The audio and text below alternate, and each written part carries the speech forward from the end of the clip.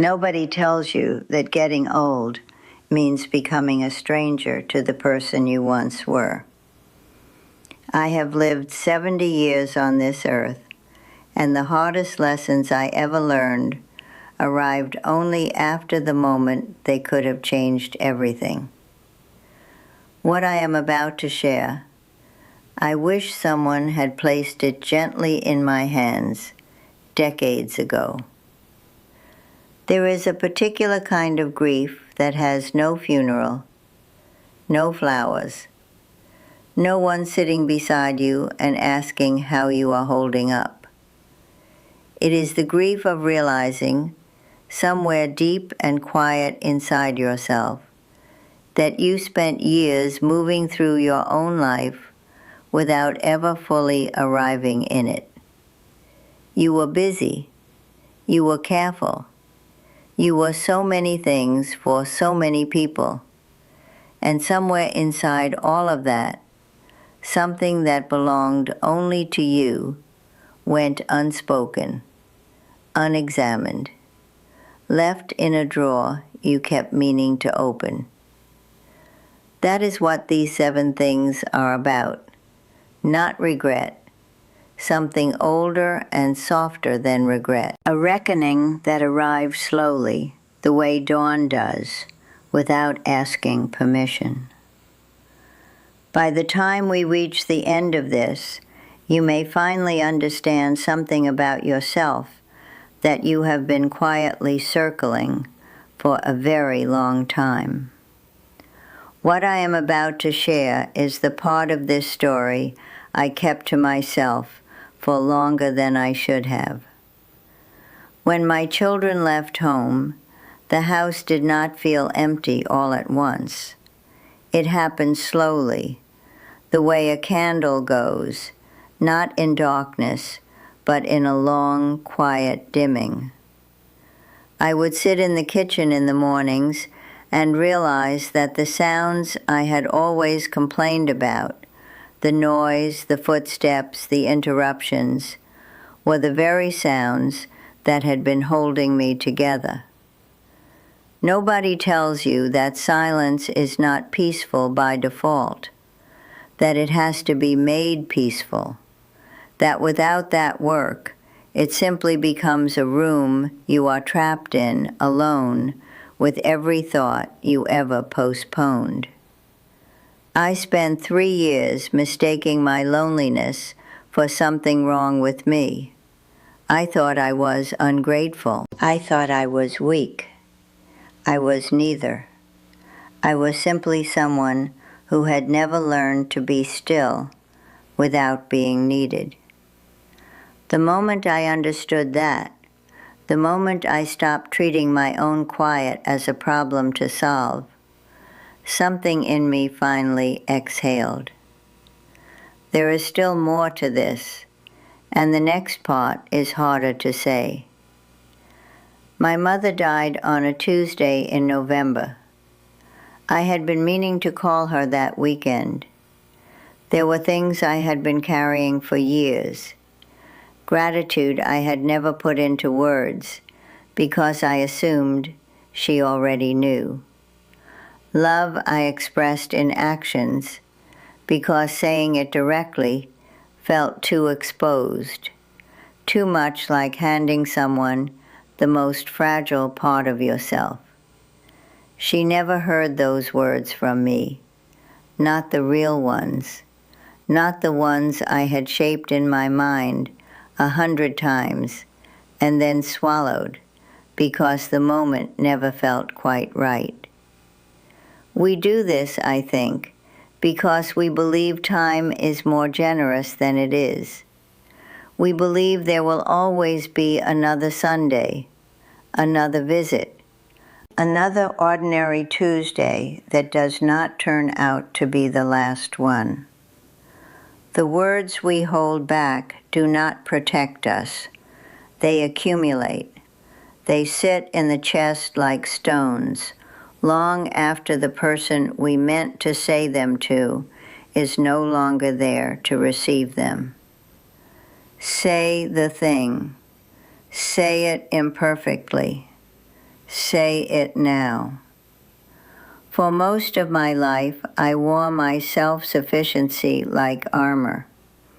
I did not ask because asking felt like admission, like proof that I was not managing, not coping, not the person I had told everyone and myself that I was. I carried illness alone. I carried financial fear alone. I carried grief and confusion and exhaustion alone. And I smiled when people asked how I was, because saying otherwise felt like a burden I had no right to place on anyone. What I did not understand then, what took me far too long to learn, is that asking for help is not a confession of weakness. It is an act of trust.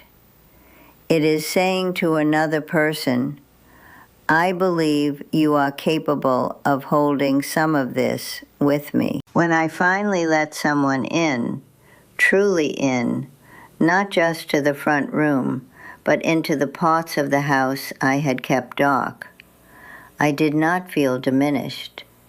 I felt for the first time in years like I was not entirely alone in my own life. That is not weakness. That is the bravest thing I have ever done. From the time I was very young, there was a shape I was expected to fit. Patient, accommodating, quiet in the ways that made other people comfortable. I stepped into that shape so early and so completely that by the time I was 40, I had almost forgotten there had ever been another version of me underneath it. I made decisions based on what was expected. I stayed in rooms I should have left. I agreed when I did not agree. I folded myself smaller again and again until small began to feel like my natural size. It was not until I was well into my 60s that I began, slowly and with some difficulty, to ask myself a question I had never thought to ask before. What do I actually want? Not what is sensible, not what is appropriate, not what will keep the peace or meet the expectation. What do I, this woman, this particular and unrepeatable life, actually want? You are allowed to ask that question, even now, especially now. Here is what I know now, what all 7 of these things are really about. We spend so much of our lives waiting, waiting to be ready, waiting for permission, waiting for someone to tell us that we are enough as we are. Nobody is coming with that permission. Nobody ever was.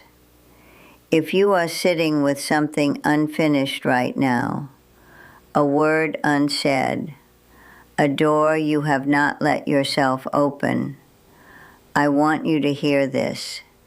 You are not behind. You are not too late. You are exactly where someone who has been trying their very best would be. You have not been wrong to feel what you have been feeling. You have simply been carrying it without anyone beside you. I know what that is like. I lived inside that silence for decades. What I found when I finally stopped running from it was not emptiness, it was myself.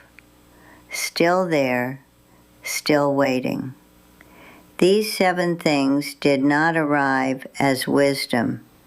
They arrived as loss, as ache, as mornings I sat alone, wondering how I had gotten here. That is how most real things arrive. Not wrapped, not explained, just there, waiting to be understood. If you are somewhere in the middle of your own quiet reckoning, the kind that has no name and no clear end, I want you to know that you are not the only one who has sat exactly where you are sitting now. You may have arrived here today feeling like the stranger in your own story. I hope, before you go, you remember that strangers always have the chance to come home. Before I go, there is something I want to say clearly. Everything I have shared in this video comes from personal experience and personal reflection only. It is not medical advice. It is not financial guidance. It is not legal or psychological counsel of any kind. I am not a doctor, a therapist, a financial advisor, or a legal professional. I am simply someone who has lived through something real and chosen to speak honestly about what that felt like. If you are facing serious challenges in any of these areas, please reach out to a qualified professional who can help you directly and personally. The stories and reflections shared on this channel are meant only to offer comfort, honest perspective, and a sense that you are not carrying this alone.